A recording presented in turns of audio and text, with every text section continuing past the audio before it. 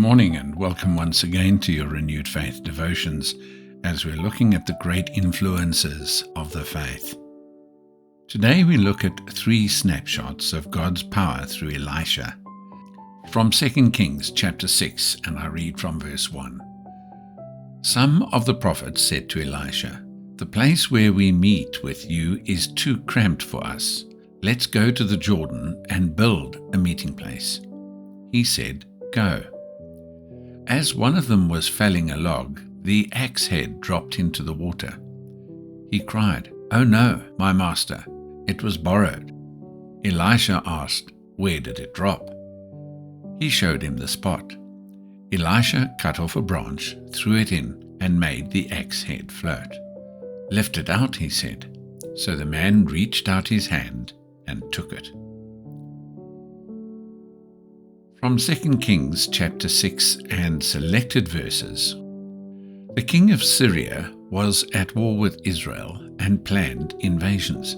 But Elisha kept warning the king of Israel, "Do not pass that way, the Syrians are coming." This happened repeatedly. The Syrian king was furious and learned, "Elisha tells the king of Israel, even the words I speak in my bedroom." So he sent a large army with horses and chariots to surround Dothan at night where Elisha was staying. Early the next morning the prophet's servant saw the army and cried, "Oh no, my master, what shall we do?" Elisha replied, "Don't be afraid. Those who are with us are more than those who are with them." Then he prayed, "O Lord, open his eyes." The Lord opened the servant's eyes, and he saw the hills full of horses and chariots of fire all around Elisha. When the Syrian army approached, Elisha prayed, "Strike them with blindness." The Lord did so. Elisha then led the blinded army all the way back to Samaria.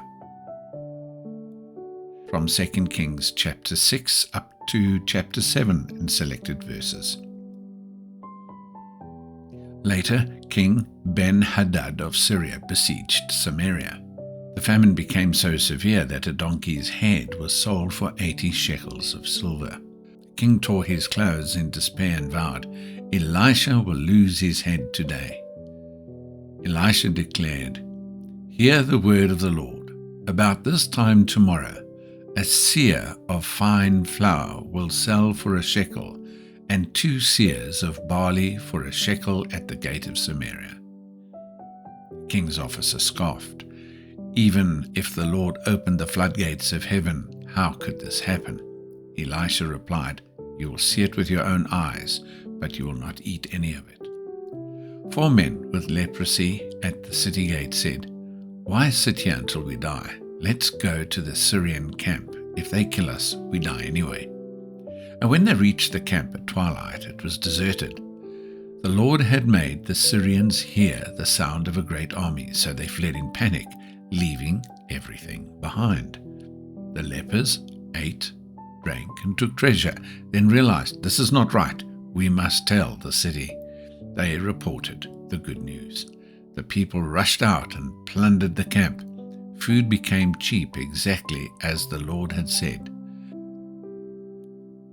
During building operations, one of the company of prophets loses a borrowed axe head in the river Jordan and appeals to Elisha for help. Elisha miraculously causes the axe head to float in the water so that it can be easily retrieved. Elisha's supernatural knowledge also enables him to keep the king of Israel informed of the Arameans' every move in the war.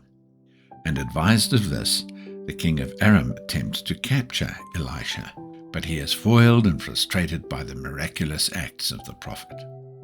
Elisha's faith also rises on every occasion, and nowhere is that more evident in his prediction of relief in the great famine of Samaria. His prediction comes to pass the very next day. Have you ever considered what faith really is? Look at it this way. If you take each letter of the word faith and see if you can think of various acrostics that spell out its meaning. Here's one for you to start with. Forsaking all, I trust him. Now think about that and see how many you can come up with.